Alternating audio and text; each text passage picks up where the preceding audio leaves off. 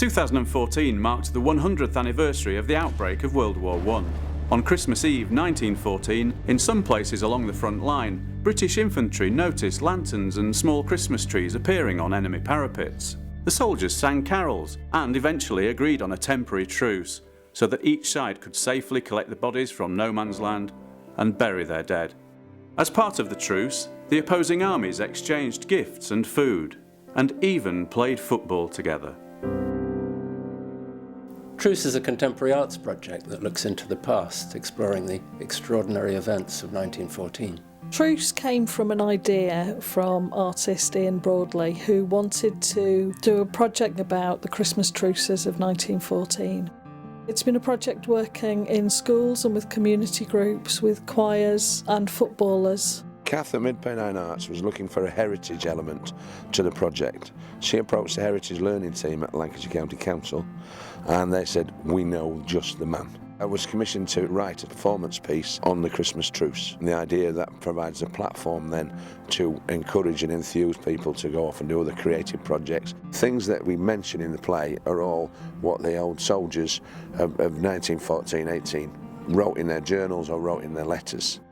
Each of the schools has had a performance by Sergeant Meredith and created artwork in response to watching that. We work with a group of 15 young people and they've been creating little banners about truce. What's really surprised me how the young people have really got behind something which to them is quite alien.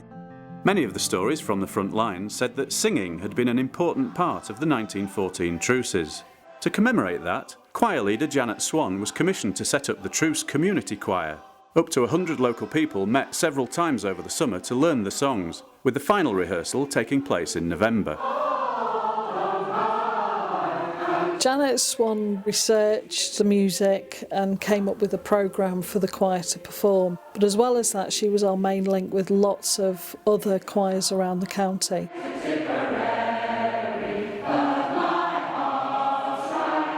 The songs that they're singing are very reminiscent of 1914 when my grandfather actually went to war and he was 12 years old. It just brings everything back, the spirit when they were all singing on Christmas Day. I've never ever sung in a choir before, so this is a completely new experience for me. Each time we've done a rehearsal, I think I felt the emotion of it all even more. I did 23 years in the army, so it's something close to my heart. With the First World War, it brought the community together locally in Accrington, and hopefully this choir will have the same effect. At the end of November, we had our first major event called the Rhyme of No Man's Land. It brought together many different elements of the project: the performance by Sergeant Meredith, the school's choir, the Truce choir, visual arts and readings by pupils. There was a silence. And then across no man's land, one lone voice rang out, proud and clear and strong.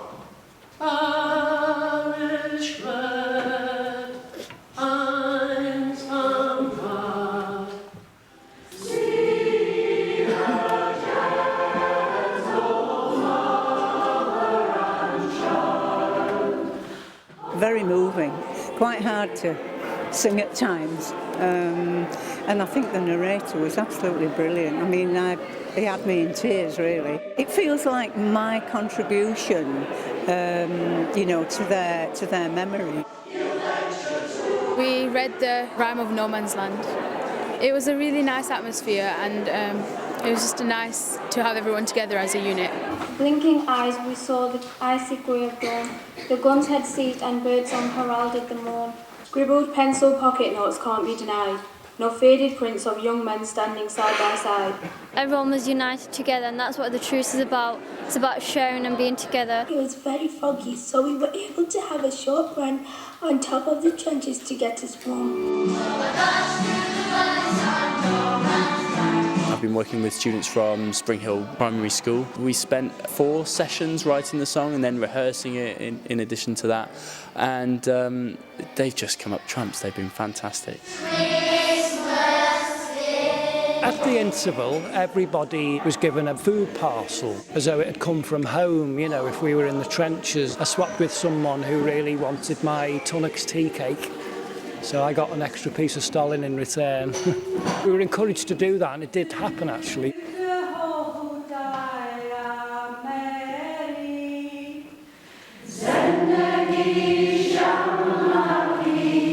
Christmas 1914 was some of the strangest days of my life, but nobody even thought for one moment that all those things would end up in an unofficial and against regulations truce breaking out across 27 miles of trenches.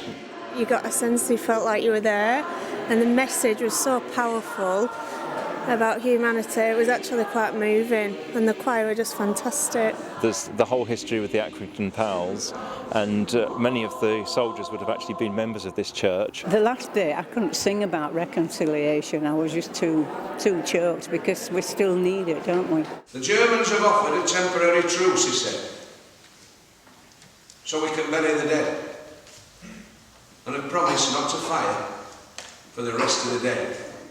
On Christmas Day 1914, we climbed the ladders and jumped the bags and advanced into no man's land towards the enemy. But not one of us carried a rifle or a grenade. Our arms were full of cigarettes and mince pies and rum.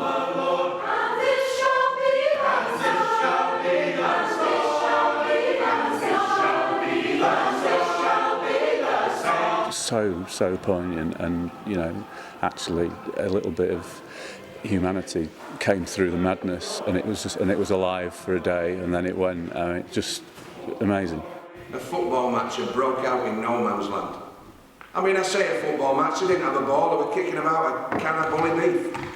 Must have been about 100 a side. There were no goal posts, no lines, no referees, nothing. Just a load of lads having a kick about in the open air. We really wanted football to be a big part of the project. We linked in with the Junior Football League and invited teams to be part of this mini tournament. Today we're going to talk a little bit about the Christmas truce. We're also going to look at some of the ideas about the football battalions and encourage the players to play on in the right spirit. Training in the footsteps of those young lads 100 years ago. Give it your best. Give it your all. Quite educational as well, with the sergeant. Everybody in between matches gets a bit of information. Kids were really interested in it, weren't they? Yeah. They enjoyed picking up the rifle especially. Yeah. Yeah. It's important because it was a great moment in history. That's one of the reasons why football's such a great sport, because you wouldn't find them playing tennis, would you? It's about how two warring countries can kind of, for one day that it was, to kind of come together and kind of celebrate something positive. And I suppose we kind of captured that today in the spirit of the sport. Everyone played in proper true spirit, as I think was the theme of today as well. It's been a really good day for the team and our manager.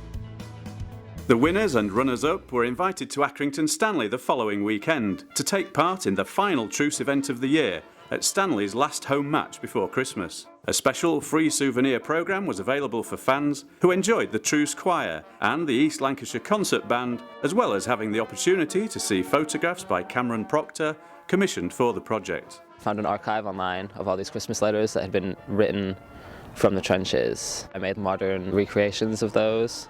The young footballers accompanied the professionals onto the pitch for kick-off and were presented with winners' trophies at half-time. Flags designed by students from Hollins Technology College were given out to the home and away fans as part of a moving half-time ceremony. It was quite cool when we got to stand next to the players, and then when we got to walk around the pitch, all the fans were staring at us and stuff. It was quite cool.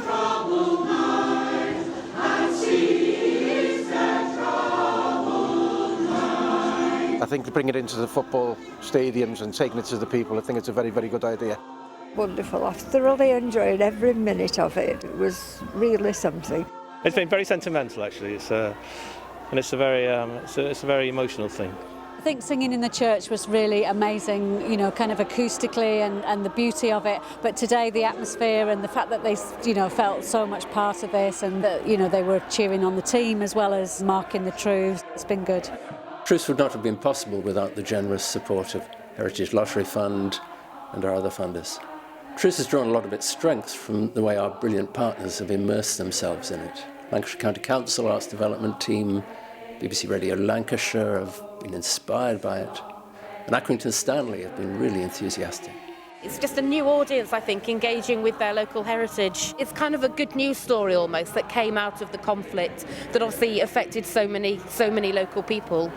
I think it's very therapeutic to sing. I think it's for my therapy after brain injury. That's very important. Sergeant Meredith's monologues were so good that BBC Radio Lancashire recorded them and they played them over the Christmas period. We're very grateful to Cass Ford for the hard work that she's put into this. We're grateful to Ian Broadley for the original idea, and Ian had to take a step back because of ill health, but I hope we have done him proud.